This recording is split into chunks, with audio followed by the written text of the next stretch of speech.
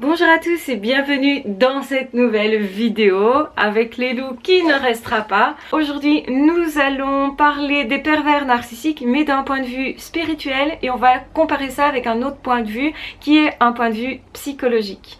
Donc vous le savez, j'ai déjà une autre chaîne qui s'appelle Une psy à la maison. J'ai déjà beaucoup parlé des pervers narcissiques. On peut dire que je suis une experte dans ce domaine et donc du coup c'est pour ça que je trouve intéressant de comparer ces deux points de vue là et de vous dire ce que j'en pense effectivement. Donc quand on interroge des personnes qui sont très spirituelles, qui voient les corps des différentes personnes, qui travaillent sur l'énergie à ce niveau-là pour généralement soigner les personnes, qui travaillent aussi sur les chakras, ce qu'elles vont dire, ce qui revient constamment, c'est qu'elles témoignent du fait qu'elles ne trouvent pas certains chakras chez les pervers narcissiques. Et c'est assez déroutant. Donc ces personnes vont se poser la question, mais pourquoi je ne trouve pas les chakras, tous les chakras chez cette personne-là? Et pourquoi aussi je ne trouve pas certains corps, notamment corps énergétiques, etc. Donc c'est surprenant.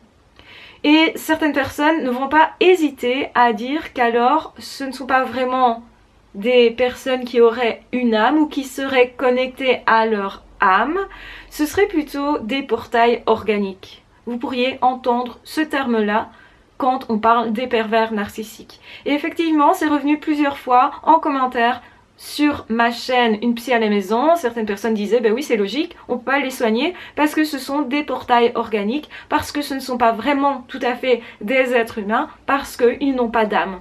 Ça c'est quelque chose qui est revenu souvent. Et donc forcément, je me pose la question, est-ce qu'on peut rattacher les théories spirituelles, la manière de vivre ça au niveau spirituel, de voir certaines choses avec certaines aptitudes justement, avec la psychologie et ce qu'on connaît des pervers narcissiques. Alors la première chose que les personnes disent, c'est qu'on va voir chez eux effectivement le chakra. Donc je vais surtout parler des chakras et non des corps, hein, mais c'est à peu près la même chose. Au niveau des chakras, on va voir le chakra racine qui est bien là, qui est bien présent. C'est le chakra le plus inférieur, le plus rattaché à la terre, c'est celui qui nous ancre, c'est celui qui nous permet d'être nous pleinement et de prendre notre place dans ce monde, c'est aussi celui qui fait en sorte que on va chercher à se sentir en sécurité, à prendre soin de son corps, à être nourri correctement, etc.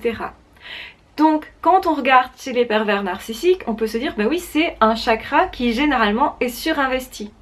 Donc on peut se dire effectivement que la santé, qu'elle soit mentale ou physique, c'est une question d'équilibre. Et on entend ça autant en psycho que dans la médecine traditionnelle. Tout est une question d'équilibre pour être en pleine santé. Et c'est ce qu'on entend aussi chez les personnes qui s'occupent de l'énergétique et qui travaillent sur les chakras notamment. Vont dire il faut que tous les chakras soient équilibrés, d'où l'intérêt de trouver tous les chakras et de les rééquilibrer, de faire en sorte que l'énergie circule et qu'il y ait ni trop peu d'énergie mis dans chaque chakra. Donc en fait ça ne doit être ni trop peu.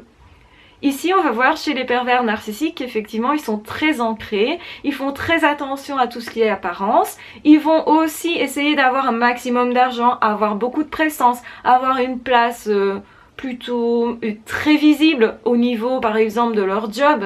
Ce sont des personnes qui aiment par exemple le pouvoir, la politique, qui aiment se mettre en avant, qui aiment avoir des places de prestige, qui aiment surtout avoir des avantages physiques, des avantages extérieurs, c'est-à-dire avoir une grosse maison, avoir quelque chose qui brille à l'extérieur, donc c'est-à-dire au niveau des apparences, c'est vraiment impressionner l'autre qui les intéresse et donc on va les voir en train de courir après l'argent. Ce sont aussi des personnes qui vont être très marketeurs, beaucoup dans la vente, beaucoup dans la politique, on va les trouver dans les prises de pouvoir, etc.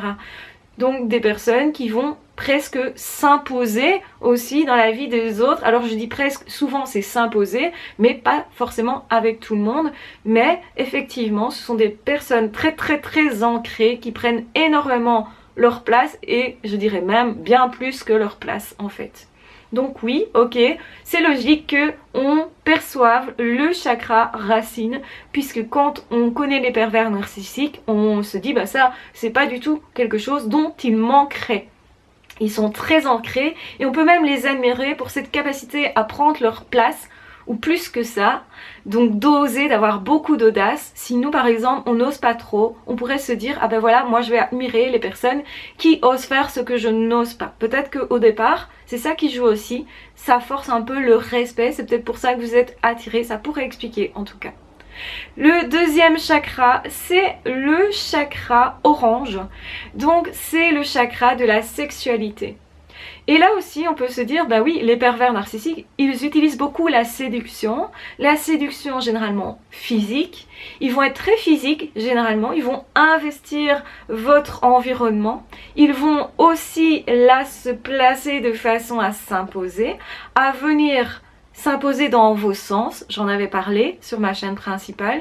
Donc oui, ils vont utiliser votre environnement et l'envahir, vous envahir, et être très très très proche de vous physiquement, parfois trop tactile, même dérangeant. Pourquoi? Parce que ça vous attire vers eux et ça vous force à quelque chose aussi.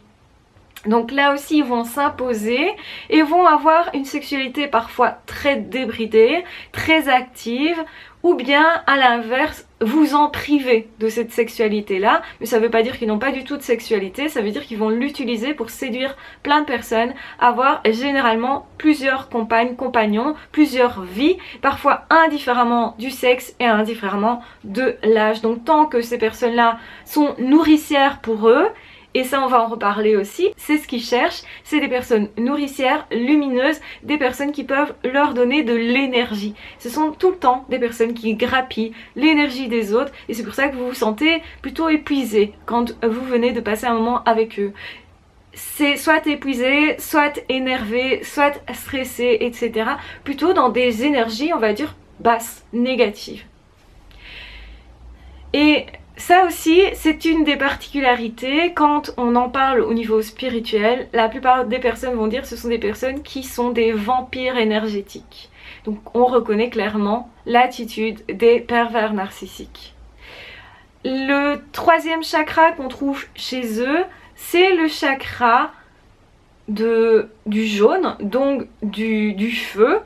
Donc finalement, le chakra de l'autorité, de l'imposition, de la prise de pouvoir, de la prise de position aussi. Et ça, c'est vrai que chez eux, c'est très très très très fort. Donc c'est tout à fait logique finalement, cohérent, qu'on trouve ce chakra-là et que on voit dans leurs attitudes, généralement, une attitude à revendiquer, à se porter au vu de tous, à justement prendre trop de place, à s'imposer, à prendre des décisions, même quand c'est pas leur décision. Donc à prendre du pouvoir sur des personnes alors que ce n'est pas légitime, c'est ça que je veux dire. Un pouvoir normal et un pouvoir légitime et associé à une certaine sagesse. Le pouvoir n'est dangereux que quand il n'est pas en lien avec une sagesse, si vous voulez. Et ici, particulièrement chez le pervers narcissique, il n'y a pas cette sagesse-là. Ils vous font croire qu'ils savent tout, qu'ils savent mieux et que leurs règles valent mieux que n'importe qui. Ça a été soi-disant étudié, etc. Et comme ils ont cette attitude d'imposer, on pense qu'ils sont super sûrs d'eux en fait. Et ça aussi, ça peut impressionner.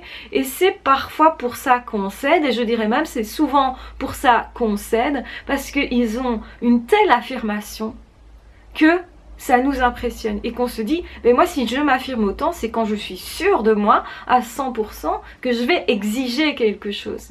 Et du coup on fait cet amalgame et on croit que l'autre sait mieux que nous et on lui laisse notre place, notre pouvoir en fait. Donc oui, ils prennent le pouvoir, non pas leur pouvoir, ils prennent ceux des autres et ce avec un excès phénoménal. Et on peut constater qu'effectivement dans ces trois chakras là, ils sont vraiment dans l'excès de prise de place dans ce monde et de vouloir tout pour eux et d'exiger tout pour eux. L'excès justement sexuel, parfois en ayant des aventures et parfois très très débridé, très décalé et très choquante parfois. Il y a aussi du coup cette prise de pouvoir, donc ça correspond bien à ces trois chakras. On voit vraiment les trois caractéristiques principales des pervers narcissiques qui au départ pourraient nous impressionner, nous attirer du coup. Parce qu'on peut être admiratif de ça, parce que nous on n'ose pas autant, parce que nous on n'ose pas avoir du pouvoir ou dire aux autres ce qu'ils doivent faire, etc. Ou se positionner autant clairement et avec une telle force. Donc on peut être impressionné par effectivement ces trois choses-là. Mais ça reste assez basique. La plupart des personnes vont dire, ben le pervers narcissique c'est quelqu'un de basique, c'est quelqu'un qui reste dans le bas astral, c'est quelqu'un qui reste dans le physique, c'est quelqu'un qui reste dans le terre-à-terre, et c'est surtout quelqu'un qu'on s'étonne de ne pas avoir relié à son cœur. Et là justement, c'est le chakra qui est manquant, c'est le chakra du cœur. Donc le chakra du cœur, c'est le chakra vert. Et le chakra vert, effectivement, chez eux, il est manquant, ça veut dire qu'ils n'arrivent pas à s'aimer eux-mêmes. Donc on pense souvent qu'ils s'aiment, mais en fait non, ils sont dans la toute-puissance, dans l'imposition de ma valeur, soi-disant. Mais quand on veut tellement imposer sa valeur, c'est parce que on ne sent pas soi-même qu'on en a une, qu'on veut prouver à l'autre. Ils veulent tellement s'imposer et demandent tellement d'amour, de soi-disant amour sans en donner et sans même savoir ce qu'est l'amour, qu'il n'est pas étonnant que les personnes qui sont spirituelles et qui voient les chakras disent ben, je ne trouve pas le chakra du cœur chez eux. Et effectivement, on peut dire aussi qu'au niveau émotionnel, c'est assez pauvre. Ils ressentent des émotions pour eux-mêmes, mais des émotions basées sur le terre-à-terre, sur une certaine situation, je veux avoir pour moi, j'exige pour moi, ça oui, ils sont là-dedans, mais il n'y a pas du tout d'amour, il n'y a pas du tout de vrai à ce niveau-là. Et c'est ce qui est le plus déroutant. La plupart des gens disent d'ailleurs, je ne comprends pas pourquoi ces personnes ne m'aiment pas. Si on regarde les autres chakras manquants, il y a le chakra bleu ciel qui est complètement manquant, où effectivement on ne peut pas communiquer avec les pervers narcissiques. Puisque le chakra bleu, c'est le chakra de la communication. C'est le chakra du je dis qui je suis, et pour ça il faut que je ressente, donc que je sois connectée à moi. Et ça, c'est quelque chose qui est manquant chez eux. Ils n'ont pas de connexion à l'autre, mais ils n'ont pas non plus de connexion à eux-mêmes. Ils ne se connaissent pas eux-mêmes et ils nient eux-mêmes leurs propres émotions et ne savent pas en parler. Ça tourne à vide quand on essaye de parler avec eux parce que finalement, ils répondent toujours à côté de la plaque et jamais de façon sentimentale, émotionnelle, etc. Ou alors de façon complètement émotionnelle, décalée. Ils miment quelque chose, ça oui, mais il n'y a pas de vraie expression. Donc on n'est pas étonné finalement que justement les spirites disent bah, on voit pas de chakra bleu ciel chez eux. Donc chakra de la gorge, vous l'aurez compris.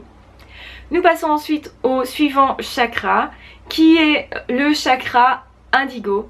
Le chakra qui permet de réfléchir, de raisonner, de penser, d'avoir une certaine créativité, imagination, qui est aussi le chakra qui vous permet d'avoir de la stratégie, de la créativité et de jouer avec les situations. Et on va remarquer qu'effectivement, les pervers narcissiques, il n'y a pas du tout de jeu de situation. Ils répètent tout le temps la même chose, ils ne connaissent que ça et ils ne savent pas sortir de ça. Ce qui montre bien qu'ils manquent d'inventivité, de créativité et même, on pourrait dire d'intelligence. J'avais d'ailleurs fait une vidéo comme quoi les pervers narcissiques, même s'ils semblent intelligents, ne le sont pas tellement parce qu'en fait ils sont pas du tout créatifs, inventifs et ils ne savent que répéter ce qu'ils ont appris et réappris. Et d'ailleurs parfois ils vont étudier des films, donc étudier des phrases toutes faites, étudier des attitudes parce qu'en fait ils ne savent faire que répéter. Et c'est pourquoi ils répètent continuellement, c'est parce qu'il y a un manque de quelque chose, qu'il manque une partie de leur être. Et c'est vraiment ce qu'on ressent quand on a affaire à des pervers narcissiques, on est étonné de ça. Et c'est pour ça qu'on n'arrive jamais à leur parler ni au niveau cérébral, ni au niveau émotionnel, ni surtout au niveau spirituel.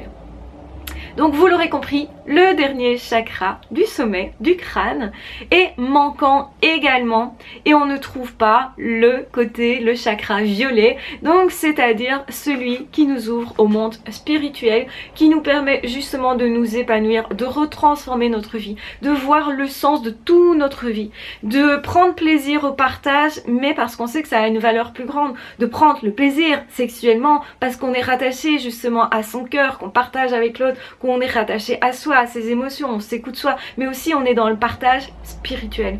On peut carrément aller jusqu'à une extase spirituelle par la sexualité ou par justement le fait de s'ancrer sur ces terres. Donc ce que je voulais rappeler, c'est dire c'est important d'être ancré à tous les niveaux, que tout soit équilibré. Et on voit bien chez le pervers narcissique combien c'est déséquilibré, combien effectivement il manque une âme, il manque ce côté spirituel, même s'ils vont essayer de mimer tout ce qui leur manque en fait. On voit bien que tous les chakras manquants sont bien ce qui leur manque dans la vie de tous les jours profondément. Je vous embrasse bien fort, je vous aime très fort, prenez bien soin de vous et de toute façon on se retrouve très vite dans d'autres audios ou dans d'autres vidéos. Ah, ciao, bye bye.